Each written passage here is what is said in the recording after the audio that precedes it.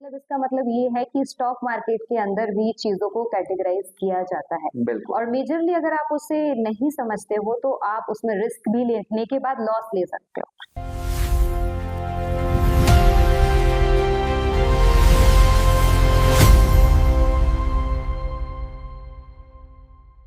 Okay sir, सो मेरे पास कुछ questions हैं पूछने के लिए आपसे, क्योंकि स्टॉक मार्केट के इन्फॉर्मेशन के अकॉर्डिंगली इस दुनिया में कुछ अलग ही चल रहा है। तो मैं जानना चाहूंगी कि 90% ट्रेडर्स जो लॉस क्यों करते हैं और 10% ट्रेडर्स जो होते हैं वो कंसिस्टेंटली प्रॉफिट कैसे बनाते हैं। देखो, मेन जो रीजन है ना लॉस करने का, हाँ जी। 90% नहीं, एक तरह से आप मान के चलो कि 95 टू 97% लोग स्टॉक मार्केट में लूज करते हैं। उसके सबसे पहला कारण ये है कि उनका रिस्क मैनेज नहीं है। ओके। रिस्क मैनेजमेंट नहीं है। यहाँ पे क्या है कि हर कोई क्या चाहता है, हर किसी को अगले दिन लाखपति बनना है, अगले दिन ही करोड़पति बनना है। जी। भले ही उसके अकाउंट में 50,000 रुपए है, वो 50,000 से 1 करोड़ बनाना चाहता है, वो 50,000 से 10 लाख बनाना चाहता है। वो अपना रिस्क और रिवॉर्ड मैनेज नहीं कर रहा। उसको ओके। सीखना भी कुछ भी नहीं है। Okay okay, so all depends on कि उनको लर्निंग पे ज्यादा ध्यान देना चाहिए। बिना सीखे आप ये मान के चलो, सिंपल सी बात है, अगर कोई भी प्रोफेशन ले लो आप, कोई सीए है, कोई डॉक्टर है, कोई इंजीनियर है, हर कोई अपने करियर में 5 से 7 साल देता है, 10 साल देता है सीखने के लिए, समझने के लिए, उसके बाद वो प्रोफेशन चालू करता है। बिल्कुल, डेफिनेटली। लेकिन स्टॉक मार्केट में क्या होता है कि अगले दिन ही डीमैट अकाउंट ओपन किया, आजकल तो सेम डे ओपन जाता है, बिल्कुल। ओपन हो गया, अगले दिन वो एक्सपर्ट हो गया। 4 यूट्यूब के वीडियो नहीं देखे उन्होंने, ऑप्शन भी समझ लिया, टेक्निकल एनालिसिस भी समझ लिया, फंडामेंटल भी समझ लिया, स्ट्रेटजी भी बना ली और सीधे कूद गए। तो वहां पे क्या है कि अगर ऐसे कोई भी काम, सिर्फ स्टॉक मार्केट भी नहीं, कोई भी काम अगर इस तरीके से अगर कोई कर रहा है, इस माइंडसेट के साथ करेगा, तो वो लॉस ही करेगा। ओके, इट मीन्स आपका कहना ये है कि जितना भी एफर्ट्स हम देते हैं, इवन हम किसी भी फील्ड में जा रहे हैं, स्पेशली स्टॉक मार्केट में, तो उसमें अपना 100% एफर्ट हमें लर्निंग पे भी देना चाहिए। बिना लर्निंग का तो कुछ होगा नहीं ना, बिना सीखे आप कुछ भी नहीं कर सकते। ओके। आपको प्रॉपर अगर किसी चीज को एज अ प्रोफेशन यूज करना है तो आपको सीखना ही पड़ेगा, पूरा उसको डीपली स्टडी करना है कि वो फील्ड है किस चीज से और कैसे वर्क करती है। जब तक ओके। आपको पूरा नॉलेज नहीं होगा तब तक आप उसमें। ऑलराइट, सो मेरे मन में एक क्वेश्चन और है बाइंग और सेलिंग को लेके एक्चुअली। सो उसके बारे में मैंने कुछ पॉइंट आउट किया हुआ था कि जो ऑप्शन बाइंग और ऑप्शन सेलिंग है, उन दोनों में लॉन्ग टर्म में ज्यादा प्रॉफिटेबल क्या है और क्यों है आपके अकॉर्डिंग। देखो, ऑप्शन बायर और ऑप्शन सेलर, ऑप्शन ट्रेडिंग जो है ना, ये बिल्कुल अलग ही कॉन्सेप्ट है। ओके। अलग कैसे?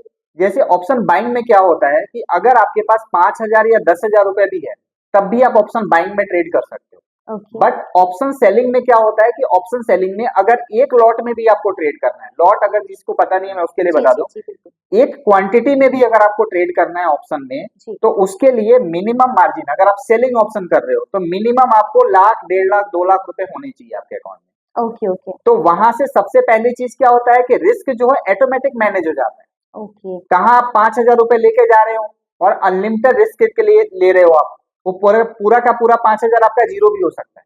ओके। और कहाँ आप ऑप्शन सेलिंग में जा रहे हो, 2 लाख रुपए लगा रहे हो और वहां लिमिटेड आप कमाने के लिए जा रहे हो। 2 लाख से आप 2,000, 4,000, 5,000, जितना ऑप्शन का प्रीमियम आप बेचोगे, मैक्सिमम उसका जीरो होने तक का ही आपका प्रॉफिट है। जैसे मान के चलिए फॉर एग्जांपल आपने किसी ऑप्शन को सेल किया जिसका प्रीमियम 5,000 हाँ जी। आपको रिसीव हुआ, तो ठीक है। आपका मैक्सिमम प्रॉफिट तो 5,000 ही होगा। ओके। दूसरी चीज, ऑप्शन सेलिंग में सबसे बड़ा बेनिफिट क्या होता है? टाइम। टाइम हमेशा मूव कर रहा है, टाइम किसी के भी कंट्रोल में नहीं है। ओके। तो उसकी ऑप्शन की एक लाइफ होती है, और जैसे जैसे टाइम घटता जाता है उसकी लाइफ कम हो रही है, और उसका प्रीमियम जो प्राइस होगा ना, प्राइस भी लगातार डाउन हो रहा है, कम हो रहा है। तो ओके इसका बेनिफिट ऑप्शन सेलर को होता है और ऑप्शन बायर को वो सीधे सीधे नेगेटिव इंपैक्ट करता है। ओके ओके, मतलब दोनों ही एडेप्टेबल अगर चीजों को हम मेजर करते हैं तो उसके अकॉर्डिंगली हमें बाइंग और सेलिंग को थोड़ा ध्यान से देखना होगा, राइट। ऑप्शन सेलिंग ज्यादा बेनिफिशियल है, ठीक है। पैसा ज्यादा लगेगा, उसके पास अपॉर्चुनिटी ज्यादा है, उसके पास क्या है कि जो टाइम डिके है, थीटा, ठीक है। जिसको टेक्निकल लैंग्वेज में थीटा जी बोलते जी। हैं, वो उसके फेवर में रहता है। तो एटलीस्ट ऑप्शन सेलर के पास ये मान के चलो कि 66% एडवांटेज है पैसा बनाने का। ओके ओके, डेफिनेटली अगर मैं आपसे बात कर रही हूँ तो मैं समझ पा रही हूँ चीज़ों को। आई रियली डोंट नो कि स्टॉक मार्केट की दुनिया में इतना कुछ सीखने के लिए होता है। Really thankful to you.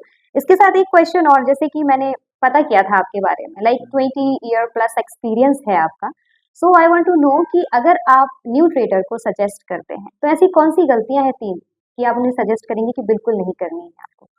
मैं 3 चीजें बताना चाहूंगा। सबसे पहली चीज, बिना सीखे ट्रेडिंग स्टार्ट ना करें। ओके कहीं से भी सीखना है, पहले उसके सभी चीजों को ए टू जेड समझनी है थियरी के हिसाब से। दूसरी चीज, इस मार्केट में ये माइंडसेट लेके ना आए कि मुझे जाना है और कल से ही पैसा कमाना है, ओके कल से ही मैं 10,000 5,000 तो मैं डेली बनाना चालू कर दूंगा, जो कि मैक्सिमम 90% से एबव लोगों का जो यंगस्टर है उनको तो मान के चलो कि 100% उनका माइंडसेट ही यही है कि ओके जाना है कल से 10,000 रुपए डेली बनना चालू हो जाएगा ऑप्शन ट्रेडिंग में। ओके ये चीज मैनेज करना है। तीसरी चीज, कम से कम किसी भी अगर स्टार्ट करना है ट्रेडिंग, तो पैसा जो होना चाहिए उसका खुद का होना चाहिए, और ऐसा पैसा होना चाहिए जो पूरा का पूरा चले जाने के बाद भी उसके लाइफ स्टाइल पे उसको उसके ऊपर कोई मेंटली प्रेशर ना आए।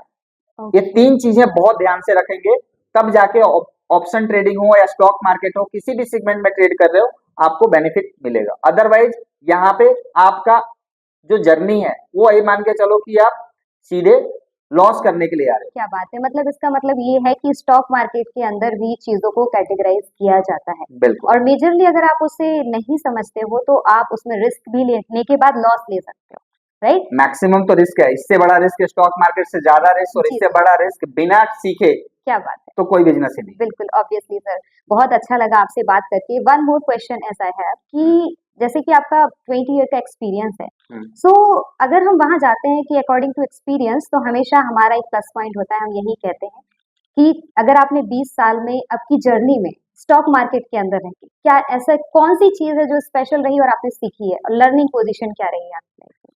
सबसे मेन चीज मैं आपको बताऊं, अगर कोई शेयर मार्केट में समय बिताता है, एटलीस्ट 5 साल भी समय बिताता है, तो वो किसी भी बिजनेस में सफल हो सकता है। उसका सबसे मेन चीज क्या है कि कितना भी अप्स एंड डाउन उसके लाइफ में होगा, उसके मेंटल प्रेशर उसके ऊपर नहीं आएगा, क्योंकि स्टॉक मार्केट उसके वो इतना अप्स एंड डाउन दिखा देगी कि किसी ओके भी ओके बिजनेस को आसानी से मैनेज कर सकता है, अपने लाइफ के किसी भी सिचुएशन को आसानी से मैनेज कर सकता है। दूसरी ओके चीज, अगर ढंग से शेयर मार्केट को सीख लिया तो पूरे लाइफ टाइम फाइनेंशियली उसको कभी कोई प्रॉब्लम नहीं आनी है। Okay, so according to you ये सारी चीजें जैसे आपने मुझे बताया है, ये पॉइंट्स आपने मुझे क्लियर किए हैं, तो इसके बारे में एक चीज जरूर मैं कहना चाहूंगी कि इतनी देर विद इन 15 मिनट मैंने ये चीज जरूर सीख ली सर से कि अगर हम स्टॉक मार्केट के अंदर आते हैं, एंटर करते हैं, तो हमारा जो माइंड है एकदम स्ट्रेट हो जाता है और ट्रेडिंग के लिए प्रिपेयर हो जाता है, बट एक्सपर्ट्स के साथ में। Thank you so much sir, बिल्कुल, thank you thank so you much. So much.